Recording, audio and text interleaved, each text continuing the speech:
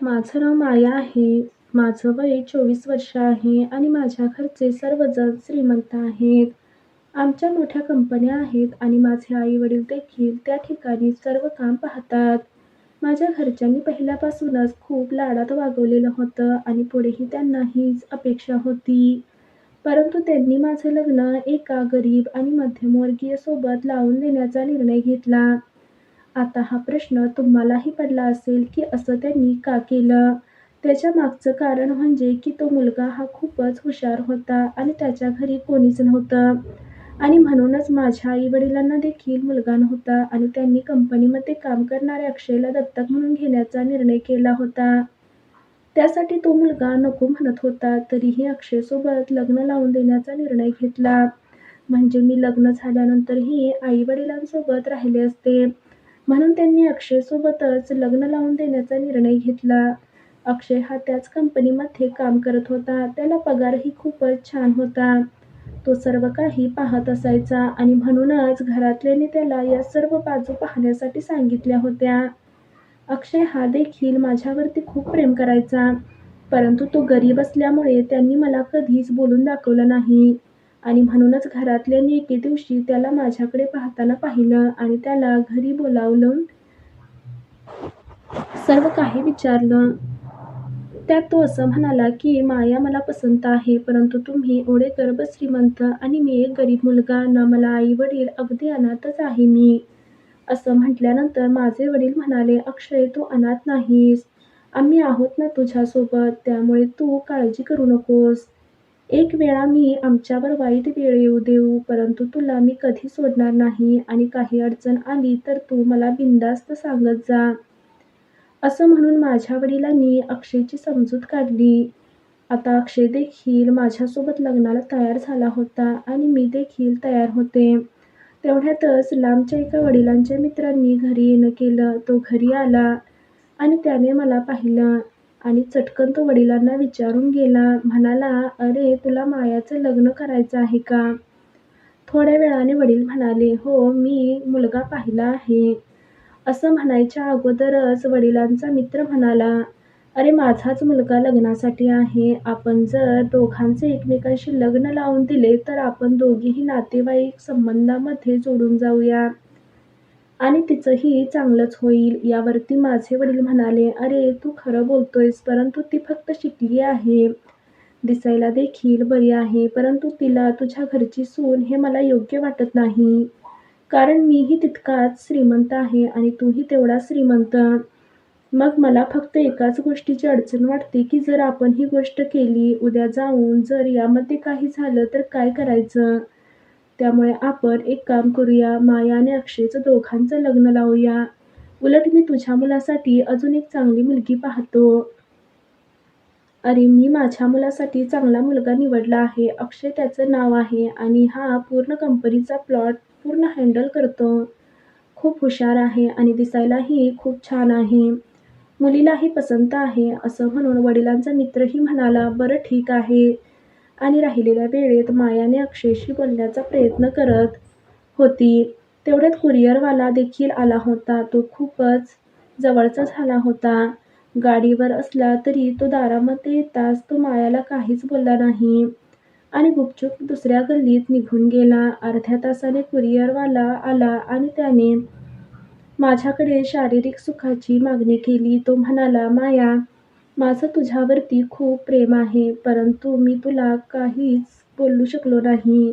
तू एवढी श्रीमंत आहेस की मला तुझ्यासमोर बोलताच आलं नाही आणि मला तुझी खूपच गरज आहे.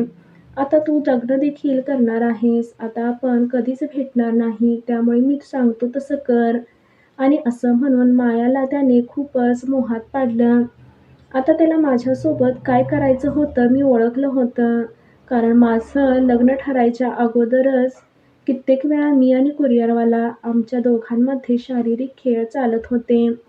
शारीरिक संबंध झाले होते. आता घरामध्ये भरपूर मोठं घर असल्यामुळे मोकळ्या रूम वगैरे भरपूर असतात आणि मी याचाच फायदा घेऊन कुरिअरवाल्याला म्हणाले, की "थोड्याच वेळाने मी घरात जाते आणि तू हळूच मागच्या दाराने मागच्या रूमकडे ये."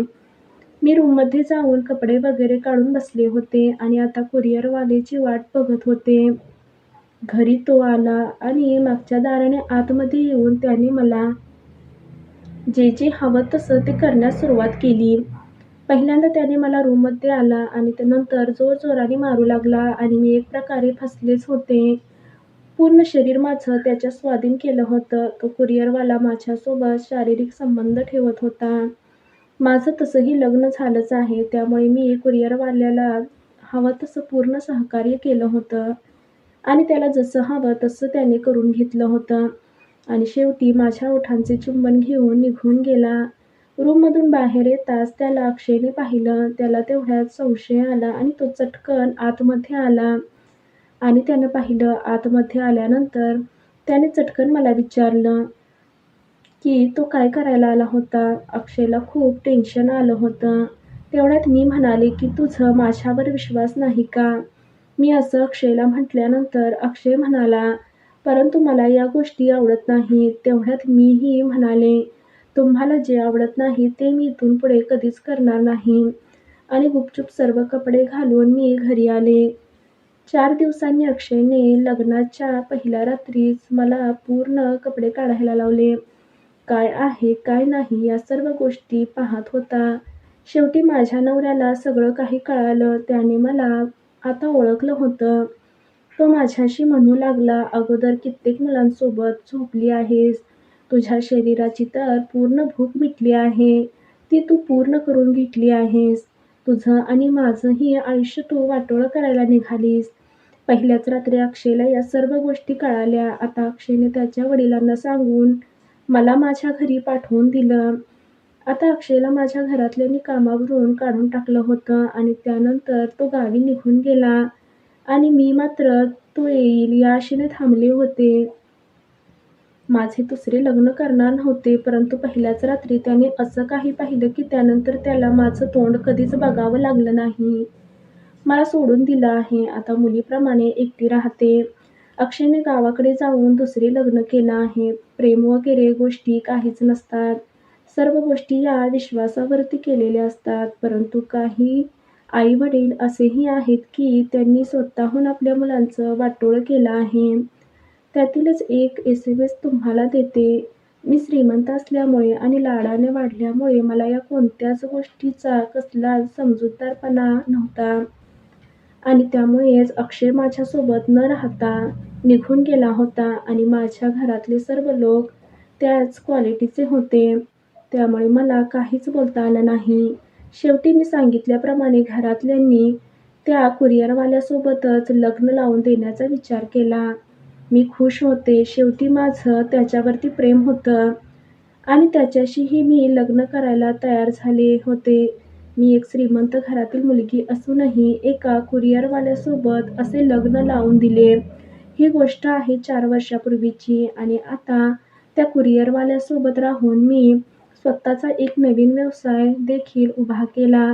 आमचं खूप चांगलं झालं आहे आणि आता मी म्हटल्याप्रमाणे माझ्यासोबत जे घडलं ते इतर मुलींसोबत घडू नये. आपल्या मुलांच्या भविष्यासाठी मोठा निर्णय, योग्य निर्णय घ्या, जेणेकरून अशा गोष्टींना सामोरे जावं लागणार नाही. धन्यवाद.